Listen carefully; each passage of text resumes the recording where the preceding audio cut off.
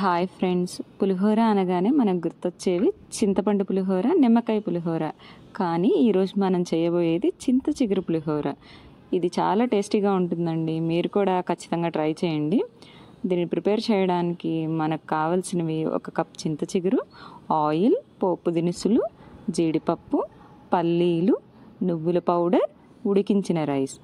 ఈ కప్ రైస్కి ఈ కప్ చింత చిగురు అయితే సరిపోతుందండి. ఎలా ప్రిపేర్ చేయాలో చూద్దాం. ముందుగా స్టవ్ ఆన్ చేసి ఒక బాండీ పెట్టి అందులో ఆయిల్ వేసి వేడి చేయాలి. ఇప్పుడు ఇందులో పోపు దినుసులు, ఎండుమిర్చి, పచ్చిమిర్చి, కరివేపాకు, జీడిపప్పు, పల్లీలు వేసి బాగా కలుపుకోవాలి. ఇందులో కొద్దిగా పసుపు, ఉప్పు వేసి బాగా కలుపుకోవాలి. ఇప్పుడు చింత చిగురుని కొంచెం లైట్గా పొడిలాగా అయ్యేలా మిక్సీ వేసుకోవాలి. ఎందుకంటే ఈ పొడి రైస్లో కలిస్తే ఆ చింత చిగురు పులుపు బాగా తెలుస్తుంది. ఈ పొడిని కూడా పోపులో వేసి బాగా వేయించుకుందాం. ఇప్పుడు నువ్వుల పొడి కూడా వేసుకుందాం. ఈ నువ్వుల పొడి వేయడం వల్ల చాలా టేస్టీగా ఉంటుంది.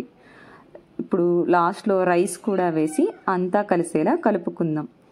ఇంతే అండి, ఎంతో టేస్టీగా ఉండే చింత చిగురు పులిహోర రెడీ అయ్యింది.